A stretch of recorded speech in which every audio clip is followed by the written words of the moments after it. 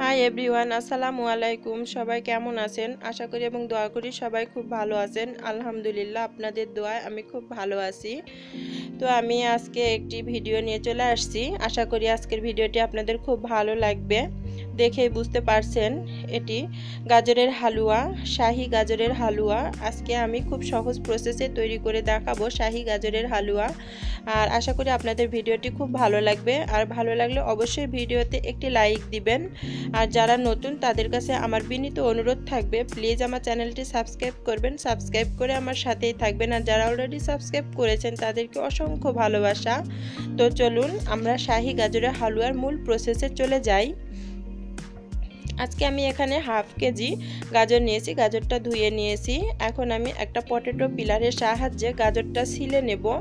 গাজরটা কিন্তু খুব বেশি চামড়া ছিলা যাবে না, জাস্ট উপর থেকে হালকা করে একটু ছিলে দিতে হবে। মোটা আবরণটা ফেলে দিলেই হয়ে যাবে। আর এরকমভাবে এক পাশটা আমি কেটে নিব, আর মাথার পাশটা আমি রেখে দিব। ওটা কাটবো না, তাহলে গ্রেটারে গ্রেট করতে সুবিধা হবে। তো আমি এক এক করে সবগুলো গাজর এরকমভাবে ছিলে নিব। ছিলে নিয়ে আমি একটি সবজি গ্রেটারের সাহায্যে গ্রেট করব। এখন কিন্তু গাজর ভরপুর, শীতের মৌসুম, প্রচুর গাজর। আর এখন গাজরের টেস্ট কিন্তু খুব ভালো।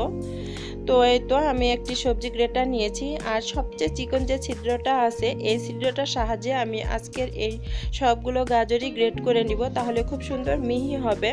আর এই যে এই মোটা যে অংশ, মাথার যে অংশটা আছে, এই অংশটা ধরে আমি যখন গ্রেট করব খুব সুবিধা হবে। ভিতরে যে মোটা একটা শাঁস থাকে, এই শাঁসের অংশ সহ মাথাটা কিন্তু ফেলে দিব। এই কারণে এরকম করে গ্রেট করার সময় হাতে কোনো রকম প্রবলেম হবে না। তো এভাবে আমি এক এক করে সবগুলো গাজরই গ্রেট করে নিব। আর দেখেন আমি গ্রেট করা গাজরটা দেখিয়ে দিচ্ছি, খুব সুন্দর কিন্তু মিহি হয়েছে। আর এই কারণে এটা যখন হালুয়া করব তাহলে আর এক্সট্রা করে ব্লেন্ড বা পাটায় বাটার কোনো ঝামেলা করতে হবে না। আর গাজরের হালুয়াতে কিন্তু অবশ্যই ঘিয়ের প্রয়োজন হবে। আমার গাজরের পরিমাণ কম, এই কারণে আমি প্রথমে 1 চামচ ঘি দিয়ে দিলাম। দিয়ে এখন আমার গ্রেট করে রাখা গাজরটা দিয়ে দিব। এখন এই গাজরটা একটু ভেজে নিতে হবে। খুব বেশি ভাজার দরকার নেই, জাস্ট একটু গাজরের যে পানি থাকে একটু মিহি করলে কিন্তু একটা পানি বের হয়, সবজি পানি যেটা, সেই পানিটা শুধু একটু শুকিয়ে আসা পর্যন্ত হালকা করে একটু ভেজে নিতে হবে। আর ঘিয়ের খুব সুন্দর একটা স্মেল ছড়াবে, তাহলে বোঝা যাবে যে হ্যাঁ এটা ভাজা হয়ে গেছে। তো যখন আমার গাজরটা ভাজা হয়ে যাবে সেই পর্যায়ে আমি এখানে গাজরটা সিদ্ধ হওয়ার জন্য লিকুইড দুধ ব্যবহার করব। আজকে আমি এখানে 250 মিলি মানে 1 পোয়া দুধ আমি ব্যবহার করছি আমার হাফ কেজি গাজরের জন্য। এই দুধটাতে আমার গাজরটা খুব সুন্দরভাবে সিদ্ধ হয়ে যাবে। তো আমি দুধটা দিয়ে এখন নাড়াচাড়া করে, অবশ্যই ঢাকনা দিয়ে রাখতে হবে, ঢাকনা দিয়ে গাজরগুলোকে সিদ্ধ করে নিতে হবে।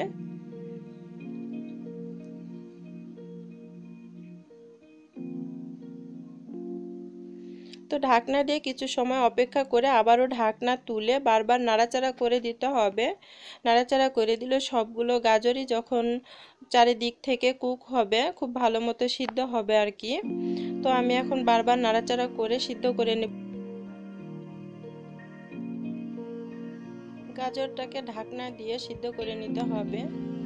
ঢাকনা দিয়ে সিদ্ধ করলে খুব দ্রুত সিদ্ধ হবে, এজন্য অবশ্যই ঢাকনাটা দিতেই হবে। তো আবারও ঢাকনা তুলে নাড়াচাড়া করব। তো আমি এখানে কিশমিশ ব্যবহার করছি, আমি কিশমিশটা ধুয়ে নিয়েছি। আর আমি চীনা বাদাম ব্যবহার করব। আর চীনা বাদামটা আমি ছিলার পরে হালকা করে টেলে নিয়ে তারপরে ভেঙে নিয়েছি। আর চীনা বাদাম এরকম করে ভেঙে যে কোনো মিষ্টি খাবারের মধ্যে দিলে কিন্তু খেতে অনেক অসাধারণ একটি টেস্ট আসে। তো এখন আমি এই বাদাম আর কিশমিশটা খুব সুন্দরভাবে গাজরের মধ্যে মিশিয়ে গাজরটা নাড়াচাড়া করে নিব। নাড়াচাড়া করে আমি গাজরের হালুয়াতে একটু লবণ অ্যাড করব। তো আমি একটু লবণ দিয়ে দিলাম। আসলে গাজরের কিন্তু আলাদা একটা টেস্ট আছে, এটাতে গাজরের যে টেস্ট এইটা পরিপূর্ণ আনতে হলে অবশ্যই একটু লবণ দিতে হবে। প্লাস গাজরটা যে খুব সুন্দরভাবে সিদ্ধ হয় এটাতে লবণের প্রয়োজন আছে, এই জন্য আমি লবণ দিলাম। যদিও মিষ্টি খাবারে লবণ সেভাবে দিই না আমরা, বাট গাজরের হালুয়াতে একটু লবণ দিতে হবে। তো দিয়ে দিয়েছি, লবণটা দিয়ে নাড়াচাড়া করে আমি আবারও ঢাকা দিয়ে দিব। আর দুধটা যখন পুরোপুরি শুকিয়ে আসবে সে পর্যায়ে কিন্তু আমার গাজরটা খুব সুন্দরভাবে সিদ্ধ হয়ে যাবে। তো তো এখন কিন্তু গাজরের কোনো দুধ আর নাই, শুকিয়ে গেছে। আর আমি দেখেন একটু চেপে চেপে কিন্তু ম্যাশ করে দিচ্ছি। গাজরটা কিন্তু খুব সুন্দরভাবে সিদ্ধ হয়ে গেছে। এরকম করে ম্যাশ করলে খুব সুন্দরভাবে আউলিয়ে যাচ্ছে, মানে ঘেটে যাচ্ছে আর কি। তো এখন আমি মিষ্টির জন্য এখানে হাফ কাপ চিনি ব্যবহার করছি। আমার হাফ কেজি গাজরের জন্য হাফ কাপ চিনি এনাফ। মিষ্টিটা কিন্তু অনেক হবে, মিষ্টি কম হবে না। তো আমি হাফ কাপ চিনি দিয়ে এখন নাড়াচাড়া করে দিলাম। আর চিনি দেওয়ার পরে কিন্তু চিনিটা যখন গলে আসবে তখন চিনি থেকে এক্সট্রা পানি বের হবে।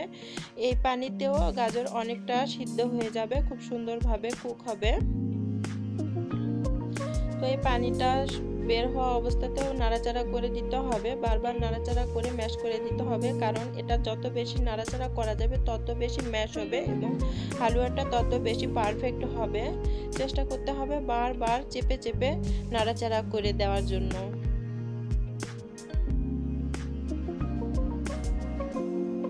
তো একটু সময় নিয়ে নাড়াচাড়া করে দিয়েছি। আমি এখন এখানে দিলাম গুঁড়ো দুধ।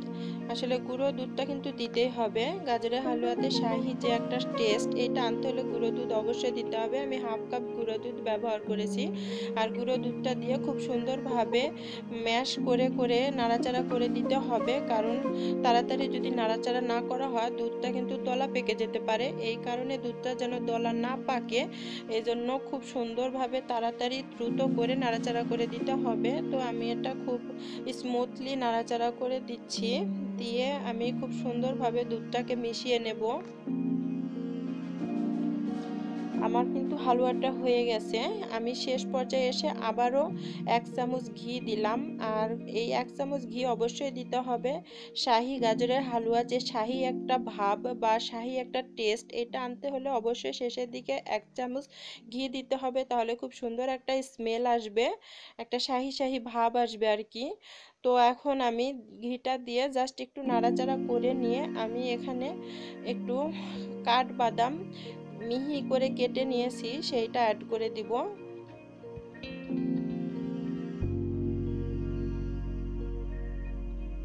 কাঠবাদামটা দিয়ে জাস্ট একটু নাড়াচাড়া করে বাদামটা মিশিয়ে নিয়ে আমি কিন্তু নামিয়ে ফেলবো। আমার হালুয়া কিন্তু হয়ে গেছে, এখন নামিয়ে পরিবেশন করার পালা। তো আমি এখন গাজরের হালুয়াটা সার্ভ করে দিচ্ছি। ঠান্ডা একটু হয়েছে, তো বেশি খুব একটা ঠান্ডা নয়, জাস্ট একটু গরম আছে। গরম গরম থাকা অবস্থাতে এটাকে আমি পরিবেশন করে দিচ্ছি। আর একটু গরম থাকা অবস্থাতে এটার উপর দিয়ে খুব সুন্দরভাবে চেপে চেপে দিয়ে যদি মানে কোনো রকম শেপ দেওয়া হয়, সেই শেপটাও কিন্তু আসে খুব সুন্দর।